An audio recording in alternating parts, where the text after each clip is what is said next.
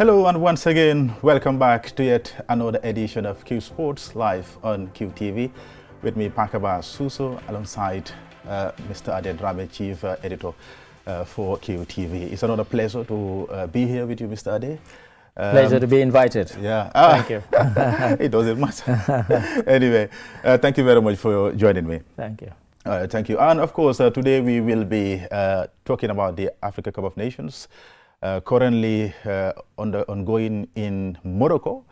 We will reflect also on the group stages. Some of the big guns so far have been really strong. We will look into it, and also we will look at the knockout fixtures. We will look at it. We have some interesting fixtures to talk about, and we will also look at the African team's prospects at the 2026 FIFA World Cup in Mexico, Canada, and the United States. In fact, Mr. Ade has done an incredible work with regards to that. We also talk about that in this edition of Qsports. Mr. Ade, it's another Saturday. It promises to be exciting. It promises to be exciting, and first Saturday of the new year, and also the first Saturday when the AFCON resumes. So there's been a bit of a break. For everybody to get their breath back, for the footballers also to celebrate the new year, and the action resumes today. So and I hope the players will not over celebrate. We hope they don't, because of course we heard about what happened in England, where Pep Guardiola said he was going to weigh his players when they came back from the Christmas break in case they've been overeating. But, because without control, certain players could overdo things. And in fact, it's been known to happen. So yes. So really looking forward to it. Yeah, sure. All right, let's begin with the group stages. We already know the teams that have qualified for the last 16. But I want us to first look at reflect on the group stages and talk about. Let's focus on the big guns, like the big names, the super favorites. We have seen during the group stages, they have really shown their power, their command. For instance, like Algeria, for instance, like Nigeria, for instance, like Senegal. Most of these teams have topped their group. Tell us your view in terms of how strong they have been so far in the group stages. I think you mentioned too there Algeria and Nigeria, who probably surprised us and themselves in that they were the only two teams that ended up with a 100% record. They won all three of their matches in the group stage, both of those teams, so they ended up with 9 points. And Morocco, I think people were surprised that Morocco didn't sweep the slate clean in their group. But Nigeria, who of course will not be going to the World Cup, so for them, kind of this is their World Cup, although we hear that they've put in an appeal against the DR Congo to see whether they can kind of get into the World Cup through the back door, as it were, claiming that Congo fielded an ineligible player. But they played really good football. With regards to the hosts, Morocco, they have managed to back 7 points in 3 games. I think they drew with Mali. Mali managed 3 points. But are you convinced with the host performance? It's been a strange one because they've been having people like El Kabi and Nesri on the bench, and Hakimi we knew was not fully fit. So it was no surprise that he didn't play in all the games. But nonetheless, we always thought that they had a really strong squad, and that whoever stepped in to replace those great big name players and really kind of regular first 11 players would be able to step up to the mark and go. And you're right. I think I've been surprised because they are the hosts. They've got the crowd as the kind of 12th man, and you would expect them to actually win every game based on the fact that they're the highest ranked African team in the FIFA rankings, and of course their display at the last World Cup really kind of brought them to the world's attention. Elevated them to the top. Absolutely. So beyond Africa. So yes, to answer your question, I've been somewhat surprised that they didn't also end up with 9 points. You make mention of the return of Hakimi, who is a leader in the team. I think his return is a huge boost for them going forward. It's a massive boost that will lift the players, will lift the crowd, and he's the kind of player who seems to bring a lot of belief. And if you saw during the games, even during the matches, the coach was consulting with him. So he's obviously somebody who, you know, is held in the highest regard by his coach and, of course, by his country. You know, he's very much a hero. So yes, his return is a huge injection of, you know, kind of uplifting of the spirits for the team and for the he's kind of player. If you're on the opposite side and you look at him, you think, oh my God, you know, like, you know, you have those players, you know, like Messi, like Ronaldo, pardon me, like Maradona. If you're an opponent, you see them on the other side of the pitch, you think, oh, I'm going to have a hard time today. Hakimi is one of those. All right, and let's talk about Mali now. They managed to go through despite not winning any game. Yeah, go ahead. That one is interesting, right? I mean, not only them, but I mean, they drew all their games. They drew all their games and ended up runners-up in Group A. You know, and of course they now have a tough task. They take on Tunisia. But having drawn with Morocco, I don't think they're going to be scared of anybody. And they've got. That's a good point. Yeah, you know, I think if they can take on Morocco. They can take on, you know, take on the hosts, and you know, in many people's eyes, including mine, the favourites. And get a creditable draw. It wasn't a fluke. It wasn't a freak result. They thoroughly deserved it. And so, yes, you're right. They drew all their matches and they've ended up, you know, so, you know, teams have gotten through with 3 points.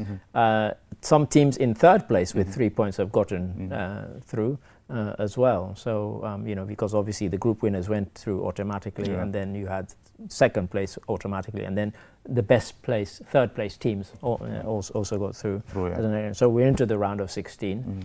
And of course, it's not group stage anymore. It's straight knockout. You lose and you're out. You're gone. You pack your bags. Yeah, you pack your stuff. And you go home.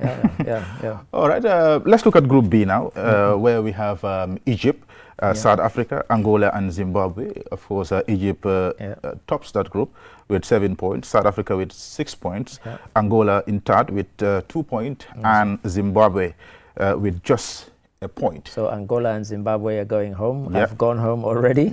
Whilst you know, South Africa, who I had tipped before a ball had been kicked as one of my favorites. And the team that I thought might struggle because of the kind of confusion and disorganization was Cameroon. And of course, they're now going to face Cameroon in the next. In the next, and that should be a cracking game. Two teams that had won this tournament, you know, before. South Africa only once, of course. But it's going to be quite a contest. And South Africa play beautiful football. The kind of football that they only lost to Egypt.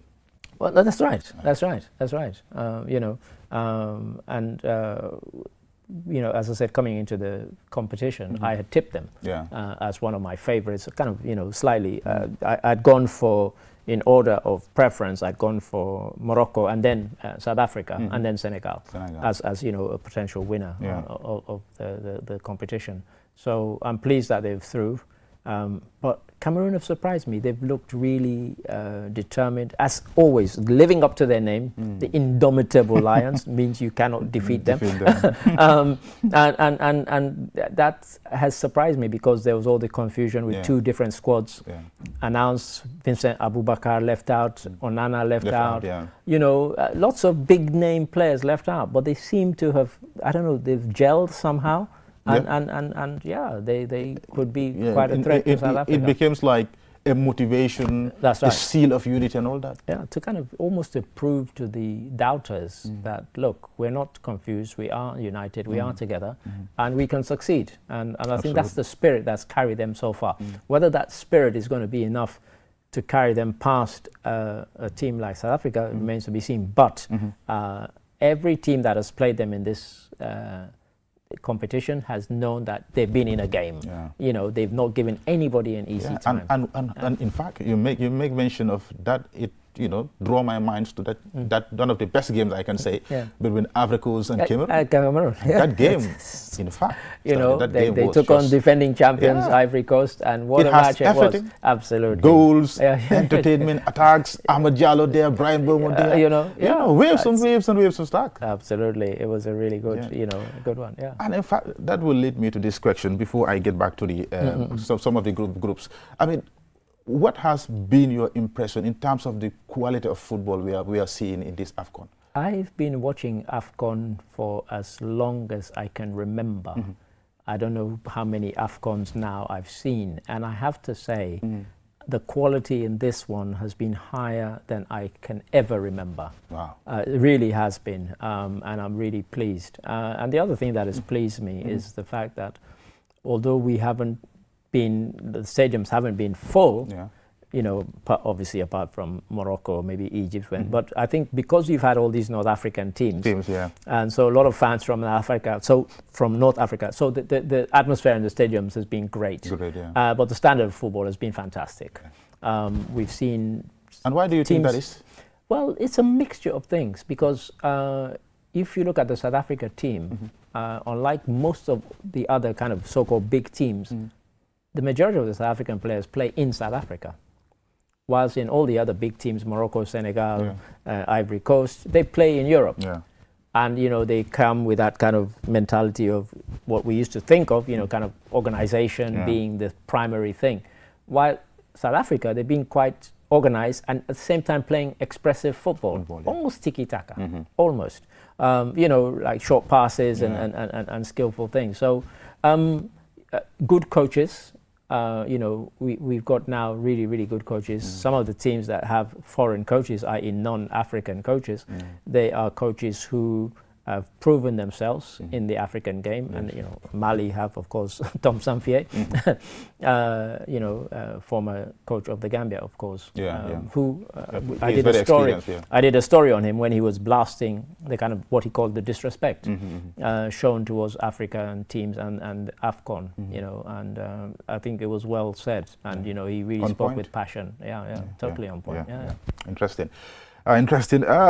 Mo Salah of Egypt, he has his own problems before the AFCON, but it seems like he left all those problems to Liverpool, Liverpool, and now he's banging goals and, you know, taking that leadership role for Egypt. How impressed have you been with him in the AFCON so far? Very impressed. This is somebody who is a very strong character, and I think that was part of the problems you mentioned at Liverpool, and he felt that after all he had done with and for the club, he felt, but, you know, I think he also had to admit that at the beginning of the season, he wasn't in the best of form. Because, look, no Liverpool coach is going to bench Mo Salah if he thinks he's on red-hot form. No doubt about it. Because the team will suffer. But he wasn't, and he needed to admit that. But somehow, the anger of that being benched is kind of what has fired him. And, of course, when he comes to Egypt and he comes to the team, the warmth, the embrace, the love that he feels from his teammates and from the country, that is obviously going to inspire him. And I think the crucial point is he's never won AFCON. Wow. And he might think this is his last chance. And he was criticized for that by Javi Carragher. Well, this is it. You know. You know. Motivation. Motivation. So, you know, some of the criticisms have served as motivation, almost, you know, definitely served as motivation for him. Interesting. Let's look at some of the, like, underdogs, if you like Tanzania, as you say. They're just kind of they squeak through. Quite. With just 2 points. 2 points. Do you think they can go for it? No, I mean, you know, any shock? I don't think they're going to shock anybody. And for me, if I look at the teams that they probably surprise me and make me eat my words. But when I did the story about, you know, the teams that have qualified, I kind of identified them as the weakest team left in the last 16. But for them, getting this far is a bonus, and you never know. I mean, just that motivation. We keep using the word motivation. Sometimes the fact that you were underestimated, you're seen as an underdog, is motivation. And trust me, if you are a footballer, it is fatal to go into a match thinking, these guys, they're nothing. Because once the whole, it's like, it's even unsaid amongst the team, but you all are thinking that. And believe me, I've been in a team, and I'll give you an example. I know it's not rocket science or it's not kind of scientific proof, but I used to play for a team called Carib, and we played a team called Ship, and they were named after a pub at which they used to gather and where the team was formed. And in the league season, we beat them 9-0. And I scored 5. We met them in the cup, the knockout, in the final, and it was played at East London Stadium. And we were so confident that we were going to win and everybody was going to collect medals that even though I was top scorer, I wasn't even on the bench for my team. We lost 4-0. I swear this is a true story. Wow. I was in the stands Unbelievable. watching my team get taken apart by a team that just 6 weeks before we had thrashed 9-0. And so if players come into a match with that mentality, you are bound to lose. And that is what might be in Tanzania's favor, that almost every team will underestimate them. And if they do, then hey, you know, they'll end up catching them out. That one is an interesting one to be studied. Go ahead. because they're going to face Morocco. Morocco, yeah. So, you know, and if Morocco come with that mentality, you need I'm to be professional. thinking that is a done deal. You need to be professional at all times. You need to imagine, no matter who the opponent is, that it's going to be a tough game. And that's the mentality you need to go in. And I guess that's what I'm getting at.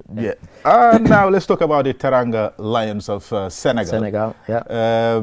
You have put them among your, favorites. Kind of favorites, But how impressed have you been with them, with their big names, the likes of Jackson, the likes of Mane, Iliman Ndiaye? They have a lot of big name players. Of course, we can name the whole team, you and I, and many fans. And so Jackson, of course, has been on good goal scoring form, and they take on what, again, I would say is the kind of second weakest team, and that's Sudan. Yeah, Sudan. So they kick off. It matters today. 3 o'clock. In fact, the first game. First at 5 o'clock, I think it is. Yeah. 4, and they would be expecting to beat Sudan, but again, the mentality has to be right. And I've been impressed. To answer the question directly, I've been impressed. When we saw them beat England last year, people were saying, oh, it's just a friendly. And I said to them, no, in England, no England match is just a friendly. The fans take it as serious as a competitive game, and so do the players. And so they had proudly held on to this record. They'd never lost to an African team. And for Senegal to beat them, and beat them fairly, that really raised Senegal's profile kind of globally. But in this competition, you can see people coming into form. Mentioned Iliman Ndiaye, and the pleasing thing about watching AFCON is that most of the commentators at least know how to pronounce the players' names. I still get, I just watched Boulaye Dia play for, against Napoli. Lazio against, they still calling him Boulaye Dia. I was like, no, can't you just take some time and ask the guy how to pronounce your name? Of course. A little bit of digging and accent. Just kind of, some research. But no, on a serious note, I think Senegal still are a team that have to be considered among the favorites. And if they get past Sudan, as people expect them to do, then they could go all the way. It should be a convincing victory for Senegal against Sudan. It should. So so today we have Senegal, and then the later game, is Mali against Tunisia. So 2 fantastic games to get us up and running this Saturday. And what's your opinion on Tunisia?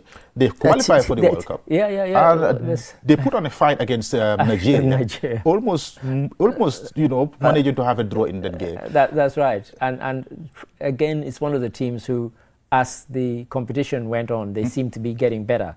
The team seemed to have found its proper shape, and they were starting with all the the kind of right 11 to kind of kick off the game. And as you said, against Nigeria, fantastic game. They've looked really good. And again, for them it's almost home. Close enough in North Africa to be home. I watched Tunisia against Brazil in that international friendly. That game, I was very, very, very impressed with the intensity of the Tunisians. They were very strong. This is it. And that intensity, they have to curb sometimes. Somebody like Hannibal Mejbri, he needs to sometimes, you're meant to be a kind of hard tackling midfielder. But he's also showed some nice moments of skills, and he's delivered some really good set pieces as well. He's taken most of their free kicks. And they look good. And it looks also good for the Super Eagles of Nigeria. It looks good for Lukman, for Osimhen, and I hope it also looks good for Nigeria against Mozambique.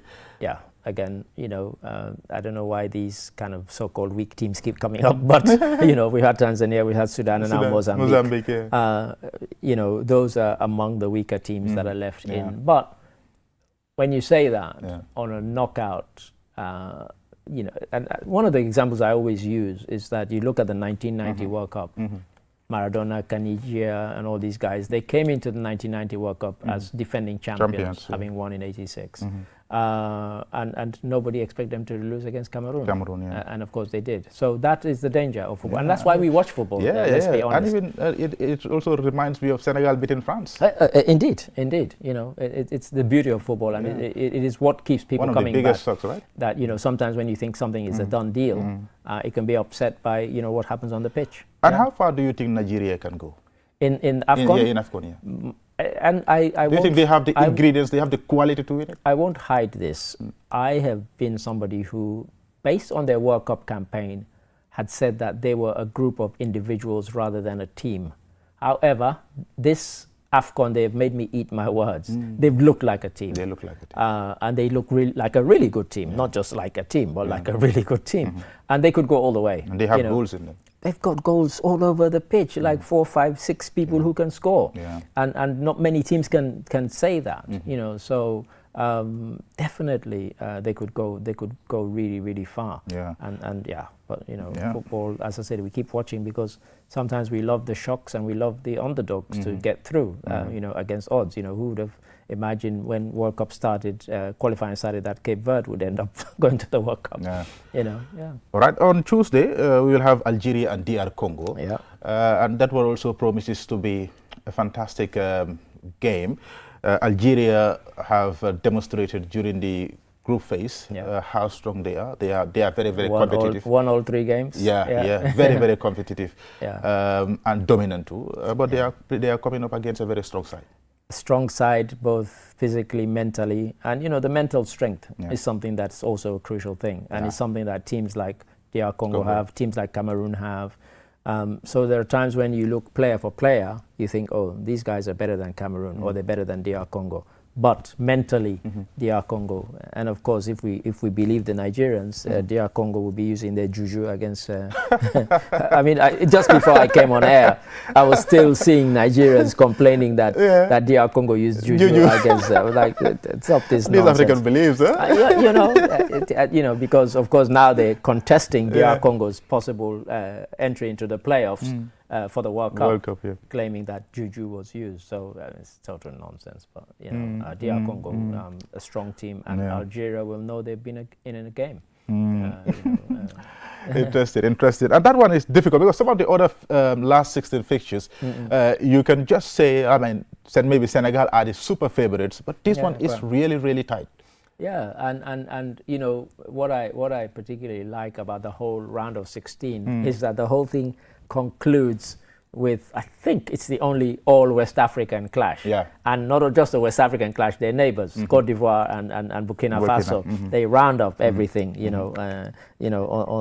Marrakesh, and that will be, fantastic, on Tuesday, the 6th. And let me make it very difficult for you, Mr. Ade. Yeah, go on. I want you to, let's quickly do like prediction sort of. The teams you think will qualify for the last 8, for the last 4, and for the last 2, and eventually the winners. Wow. That one is really tough. It's a tough one. So for the last 8, if we go down, if I look at the list of who's in the last 16, and I take it game by game, I think, Tunisia might, so I think Senegal, for example, will triumph against Sudan. I think Tunisia will triumph against Mali. And then 4th of January, Morocco, I expect to get past Tanzania. If they don't, then that will be one of the biggest shocks in the history of AFCON, never mind in this particular one. And then Cameroon, South Africa is the one that I'm kind of sitting on the fence, because I've said all along that I've tipped South Africa to go all the way to the final and possibly to win it. So I can't go against them now, but as I said, Cameroon living up to their names of being indomitable. So, but I'll go with South Africa. I don't want to sit on the fence. And Egypt, I would expect to get rid of Benin. Benin only sneaked in third in their group. If they were to upset Egypt, that again would be a kind of earthquake in football terms. And then Nigeria, again, they take on a team that ended up third in the group phase, Mozambique. I would expect Nigeria to get through. Easy. Yeah, for sure. And then Algeria, DR Congo, we've just been discussing that and what a tough game it will be. But I expect Algeria to possibly sneak through that one. And then, of course, to round it off, we've got the neighbours clashing, Cote d'Ivoire against Burkina Faso. I would expect Cote d'Ivoire to win that one. So those are my 8 to go through. Wow. We look forward to it. Interesting. And you said the next 4. Yeah, I don't dare predict the that next 4. That one will be absolutely difficult. Because what will make it difficult is we don't know who's going to be paired with who, depending on how they get through this. And it seems like we are going to have all these big names in the last 8. Yeah, this is it, because you've kind of put me on the spot there, by that one, and that's very naughty. But it's good because it's what we do as, and I keep saying this. There are many times when we end up having to eat our words because football, we love its unpredictability. And there is it on the screen. Well, this like is the possible route to the final. The route to the final. The route to the final. So you've got you've got the last. And it seems like Tunisia might face Senegal in the last. Right, that's right. If they both win their matches, yes. In fact, that's what I was looking to see who would face who, depending on if they win. But you and I know that if you are in any of those teams, you cannot look beyond the next match. Absolutely, just focus on the first focus on the game in front of you. And then you take it from there. Game by game. The cliche that footballers always use: take it one game at a time. But they use that for a very good reason, because to think beyond the game in front of you it can be fatal. You end up thinking, oh, we're going to be playing Senegal, or we're going to be playing Tunisia. What about the one in front of you now? Get past them first and then think of that next opponent. All right, just before we wrap up the AFCON discussions, let's talk about Gabon. They have been on the headlines. I'm glad you mentioned Gabon, because I would have brought it up anyway. They've been on the headlines. They've been in the headlines for all the wrong reasons. They're now out of the AFCON, and now their most famous player, Aubameyang, has been given a life ban by the Football Federation of Gabon. The team, we're told, is to be disbanded, which is quite extreme. So there's been a lot of dissension and so on. And when you look at it, one could say they were a bit unfortunate to go out, because they played some fantastic football. But it was just not to be. Maybe the manner in which they lost those games, like for instance their last game. Yeah, exactly. Yes, when that must have hurt. They must have hurt, because they thought that they were on course to win it, and so now we have the kind of spillover, the result of that. And for many people, if you go on the comments, they seem to think it's a bit of an overreaction. But we think Aubameyang must have said something in one of the interviews that he gave after criticizing their organization and so on. Because for somebody like him, who, as I said, is their most famous player, to be issued with a life ban. It must be something very serious. It has to be something very serious. It can't just be that they failed to qualify. So I guess we'll have to wait and see. But I was trying to find out the latest before I came on air today. And as I said, what I've just said is pretty much all we know so far. But based on your experience, this kind of scenarios, if it happens, what are the possible implications for the nationality, for the future of the nationality? Well, we know that FIFA, world governing body, they don't like governments to get involved in dismissing coaches, in picking teams, and so there could be possible sanctions depending on. And we saw the chaos with Cameroon, where the federation thought they were the ones choosing the team, and then Samuel Eto'o, president of the federation, said, no, I'm the one choosing the coach and the players. It's funny, because in Cameroon's case, up to now, it hasn't impacted them negatively. So one doesn't know, but it can't be good. And I think people need. But we've seen scenarios before where players have been sort of kicked out, and then the people who were responsible for that, they themselves got sacked, and then those players were reintegrated into the team. So it could happen. And I gather the sentiment amongst the Gabonese is they're not happy that this ban has been issued but the most famous case of government interference, I think, ever. And that's a big statement, I know, was ahead of the 1970 World Cup. 70 World Cup. Pele hadn't played, and Brazil then was under a military dictatorship. And the coach, I think it was Saldana was the coach at the time. Okay. He was issued with by the president, if you don't pick Pele, resign. Wow.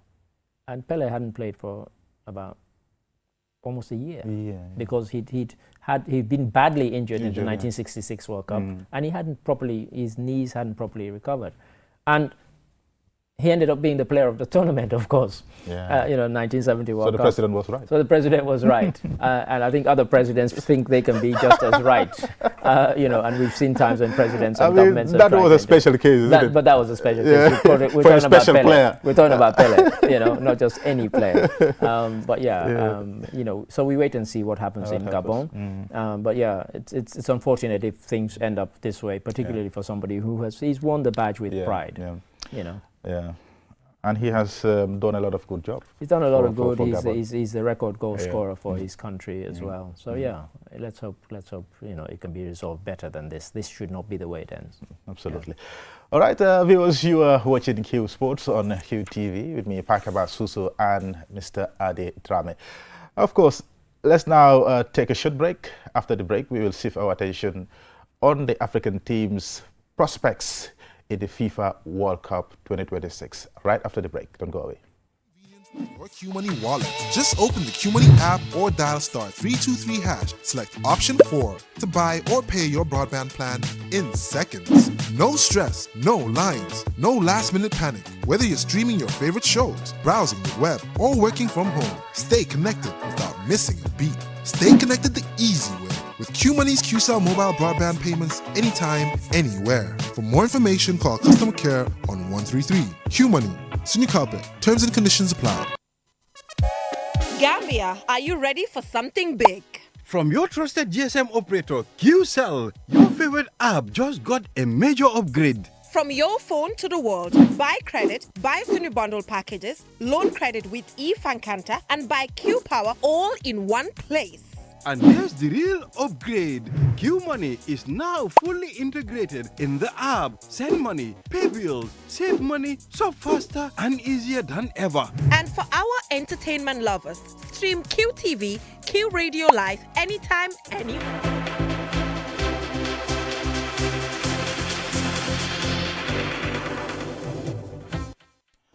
Welcome back. This is Qsports live on QTV with me, Pakaba Suso, and Mr. Ade Drame. And let's now focus our attention on the African teams that are participating in the 2026 FIFA World Cup. Remember, we have 9 teams already qualified. It could be possible that DR Congo could qualify. Yeah. Of course, they are still in the they are playing in the intercontinental qualifiers after winning the African playoffs. That's right. So we will be looking at the World Cup draw is already done. So we will look at the groups where African teams or African nations are and the prospects and their respective prospects of making it in those groups and possibly into the knockout phase to the semi-finals, or will there be a history because African teams like Morocco, for example, they went up to the semi-finals. Senegal did it quarterfinals. So I'm hoping that's right. In the 2026 FIFA World Cup we will have an African team playing in the World Cup final. Wouldn't that be a day? I would go crazy that day. That would be massive. I'll lose my voice. All right, let's begin with Group A, where we have Mexico, South Africa. South Africa, one of the best teams in the AFCON. Of course, they are strong. They are ever improving, South Africa. Most of their players are playing in South Africa. But it's without a doubt, it's a top group. Mexico is a big name. They have a rich history in the World Cup. That's right. Korea Republic are also the UEFA Player of D. That's right. So we don't know who that team is at the moment. But looking at this group, Mr. Adi, Mexico, South Africa, Korea Republic, and South Africa. A tough, and you'll hear me saying it's a tough group for almost all the African teams. Yeah. And Mexico, as you say, they are a big team. Yeah. For me, South Africa, one of the reasons why I'm kind of confident is that the way in which they qualified in style and playing, I keep saying this, playing beautiful football. Yeah. Both for this and for AFCON. You know, so I think they will hold their own against these teams, against Mexico, Korea, and Republic. And we don't know who's coming from the UEFA Group D playoffs. But yeah, South Africa, I think, you know, they won't be too scared about that group. They'll be looking forward to it as a challenge. Yeah, I'm a little bit thinking like maybe Mexico would be a huge maybe as you said in football you never know. South Korea have they also have a decent team. They've got a decent team. Yeah, they've got right a decent team. Yeah. But hopefully South Africa can qualify. I thought they'll qualify from the group, you know, first or second from that group. That would be fantastic. That would be fantastic. Yeah. All right, So in Group B, we don't have any African teams. Yeah. We've got Canada, Qatar, and Switzerland so far, and a team from the UEFA Playoff A. Then, of course, the big one. Yeah, the big one. the big one. Group C, Brazil, Morocco, Haiti, and of course, Scotland. Yeah, you know Scotland really well, of course. That's it. Yeah. And it's quite interesting because Haiti and Scotland are appearing in a World Cup for the second time when they both qualified. So in 1974, both Haiti and Scotland qualified for the World Cup. In fact, England didn't qualify for either the 74 or the 78 World Cup. Yeah. And, you know, now we see England as kind of serial qualifiers. But yes, so Brazil are not Brazil of old. I mean, in the World Cup qualifiers, the team that killed it from beginning to end was Argentina. Yeah. Argentina were on point, and for Brazilians, that was like a bitter pill to swallow. So I don't think Morocco will be scared of them. I really don't. Yeah. Because I have watched some of the international friendlies of Brazil. Yeah. They played Senegal. Yeah. They won Senegal. They won, But they were not convinced. Senegal really took the game to them. Yeah. And they played Tunisia. Yeah. I think one of the reasons why they specifically choose this African team is because they have Morocco. They have Morocco in there. Absolutely. You're right. In fact, the Football Federation had said that they wanted to play African teams once they knew that they were going to be, you know, in a group with Morocco. So Haiti, I suspect, might come bottom of that group. But again, I watched the CONCACAF and they look really good. You know, the sort of Caribbean qualifiers. Yeah. And Haiti look really good, but I think they'll struggle in this company. I think it's you know, a bridge too far. So Group D, we don't have an African team. We got USA, Paraguay, Australia, and you know, whoever comes from the UEFA playoff. So not the Intercontinental. Yeah. And then we have Group E. Now Group E, whether people know this or not, probably have the surprise team, probably apart from Cape Verde, of the whole tournament, and that's Curaçao. Curaçao. Now Curaçao is a small island in the Caribbean with an even smaller population than Cape Verde. And yet they beat Jamaica, they beat Trinidad convincingly in the qualifiers. I watched them, and Dick Advocaat is their coach. And the Dutch, famous Dutch coach, is their coach. It's a big name and they have played some fantastic football. It's been a delight to watch them. You've been impressed, huh? I've been really impressed by them. And imagine in their last game, they needed to top the group by going to Kingston to play Jamaica, and the stadium was packed. And they got the 0-0 draw they needed. In fact, the Advocaat was ill and he was in hospital, so he missed the match. But those guys did him proud. They have played some fantastic football. And I'm telling you, you know, because, you know, Curaçao, many people have even heard of them, even let alone find them on a map. And they had done nothing in football before this qualifying campaign. And as I said, they beat Jamaica, beat Trinidad. I think they beat Trinidad home and away. And what do we know about their players? Like, do they have these superstar players, or most of their players? Not a single superstar player. They have a couple of players playing in the you know, major soccer in America, but that's about it. The rest of them are kind of scattered around the rest of the world playing because second division. I'm thinking like Jamaica they have a very good team. Jamaica have a very good team, very strong team, and yet, you know, these guys managed to embarrass them. I mean, it was quite remarkable. And as I said, they played beautiful football. You know, the kind of skillful passing football. And Mr. Ade, I mean, with that being said, do you still think Côte d'Ivoire can make it in this group? I think they can. And the reason I think they can is because I've not been impressed with Germany, really. Not at all. Yeah. I mean, for me, it's one of the worst like German. At how many times have they won the World Cup? Is it 3 or 4? I think it's 4 times. Germany? I think Germany might be 3 times. Or 4, right? It might be 3. It might be 3. Yeah.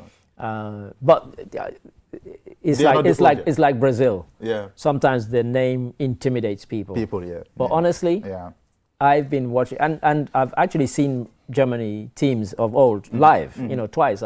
I saw Germany, England, twice at Wembley, and both times Germany won back in the day. But honestly, I've not been impressed with them. I know they've qualified. But they've qualified in very unconvincing fashion. And I don't think Cote d'Ivoire will be scared of them, honestly. You know, and even Ecuador. Ecuador, the kind of team, and Ecuador and Curaçao might be intimidated by Germany, but I don't think Cote d'Ivoire. Cote d'Ivoire, defending champions of Africa, and they're still in AFCON final 16. They'll go into that game and the games against Germany thinking we can beat these guys. And I'm thinking both their left and right wingers, they are brilliant young players because Ahmad Diallo and Jean Diomande, the guy who plays for Leipzig in the Bundesliga. Yeah, that's right. And he's linked with Manchester United. That's right. He's a fantastic player. Very, very good player. And those players, because they're playing in those leagues, they're not likely to be intimidated by the likes. By the likes of the inconsistent, the unconvincing Germany. Germany, and honestly, Germany. The reason I'm always kind of holding back from criticizing Germany is that if you remember, when the Germany-Argentina final, or when Argentina 2-0 up and they were coasting. Rummenigge was injured, Vola was injured, but they played them 2-0, they brought it to 2-2, and then Argentina eventually won 3-2. You can never write them off. And so I think they will use the time from now till the start of the World Cup to get their act together, because every World Cup they deliver and they do well. So, they have a proud tradition to kind of protect and maintain, and I think that always fires them up. So I think they'll do well, but honestly, on current form, I don't think, I expect them to get through, but I don't think Ivory Coast will go in intimidated at all. So take us through Group F. Well, Group F, Netherlands, Japan, very good team, very skillful team, and again a team from the UEFA playoff, and then Tunisia, as we've been talking about how impressed we were with Tunisia in this AFCON, and also in the World Cup qualifying. They qualified very well, and a team that I've been impressed with is the first team I mentioned there, the Netherlands. Memphis. They had their struggles, but it seems. But they turned it around. They turned it around, and come the end of it, they qualified in style. You had Memphis Depay, who shocked everybody by going to play in Brazil. Because many, Brazil exports more players than almost any country not almost. They export more players than any country in South America. And so if you look through the leagues in Europe, Brazil have more players playing there than any country virtually, whether it's in Bulgaria, Romania, of course Spain, France, Italy, England, and Germany, so on. Everywhere. They're everywhere. And so they have pool of talents. This is it. So it's unusual for somebody to leave a club in Europe to go and play in Brazil, and I remember he's playing for Corinthians, one of the big teams. And he said, people think, he said, well, they need to come here and see the football and see the standard of football. I mean, I watch Brazilian football every week, and I watch highlights just out of interest. And I was joking with Gajaga. I said, in almost every game, there's a red card.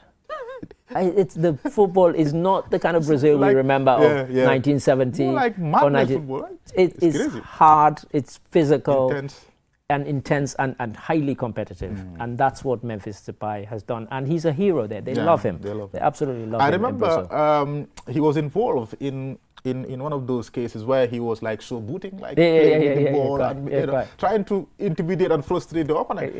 I think that was really offensive. It was very, very offensive, because he was saying that in Brazil they like people to kind of showboat and do these things, because some people rise to that almost as if you've scored a goal. You do a fantastic bit of skill, flick the ball over your head or something. But so Netherlands in Group F, I think I expect. Japan, always tough opponents, and Tunisia. I think Tunisia will. they'll find it tough in that group. But yeah, I think there. It's a tough. They have enough group. to go through? I think they have enough to go through because you know, when you look at the teams in Netherlands, Japan, we don't know who else is coming from the UEFA Playoff B to fill in that group. But you know, Tunisia, as you and I have just been saying, they've looked good in AFCON. But I think World Cup against those opponents, I think it's a different kettle of fish. Yeah. And Group G, we have Egypt, Belgium, Iran, and New Zealand. New Zealand. I think it will be a fight between Belgium and Egypt as to who's going to top that group. Belgium, we know everybody used to talk about Belgium recently as having a golden generation and so on, but they've won nothing with all the talent they have. You know? And they kind of remind you of, although not on the same level of being good, the Dutch team of Johan Cruyff, Neeskens, you know, and Rensenbrink and all those guys. 1970, they started to come through, and then 74, they got to the final, lost to Germany. And then 78 got to the final and lost to Argentina. I think it's the only time in successive World Cups when a team has lost to host nations. You know? And of course, quickly, Mr. Ade, we are running out of time. But quickly, just to wrap it up, like Cape Verde, we have Cape Verde in Group H, and Senegal in Group I. They're going to be playing France yet again. That one should be really, really interesting. A repeat of the last encounter where Senegal beat France. Do you think that can happen again? I think it can. With the level of players Senegal currently have. You know, we keep saying this. Senegal has a really good team. France has a very good team also. One can't get away from that. But I think Senegal will fancy their chances in that one. And then, of course, in Group J, we have the really, really tough one. 3 teams with the name starting with A. Argentina, Algeria, Austria. But I would suspect Argentina, I expect to comfortably top that group, followed by Algeria. And again, another surprise package, Jordan. Jordan have never qualified or won anything, and they qualified in style for this World Cup. It was not a fluke. Interesting. It was not a fluke. They really deserved it. And then, you know, in Group K, we will have you know, our man Ronaldo. Yeah, Ronaldo, Portugal. And of course, intercontinental playoff. Uzbekistan and Colombia. I think most people, we expect Portugal to win that group. Yeah, sure. And who knows, you know, DR Congo might end up in that group. Yeah, who knows, who knows. And then England, Croatia, the 3 Lions. Ghana. 3 Lions take on Croatia, Ghana and Panama.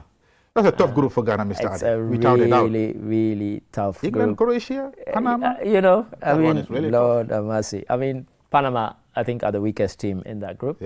But you know, Ghana will be hoping they take points off, because England, let's be honest, they've got a really good team right now. Definitely, they've got a very good team. That's not even a joke. But I don't think the qualification helped them by having a weak qualification group. They sailed through it. They were not really tested.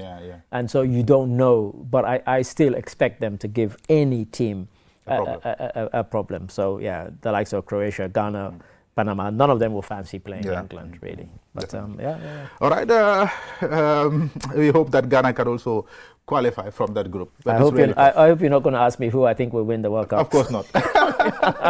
Of course not. Of course not. But what we hope that like African teams can even, you know, go up to the semis, even final. Is it not possible for African teams to win the World Cup? I think in the current World Cup that we're expecting in 2026, I don't expect an African team to win it. But having said that, as you and I have said, if you get to the final, then it's all to play for. Because if you've gotten as far as that, you're ready to give blood. All right. Interesting. Thank you very much, Mr. Ade, for your insight and, of course, contributions on Q Sports Live on QTV. Thank you very much, viewers. This is all we have got time for. Until next Saturday, inshallah. Bye-bye.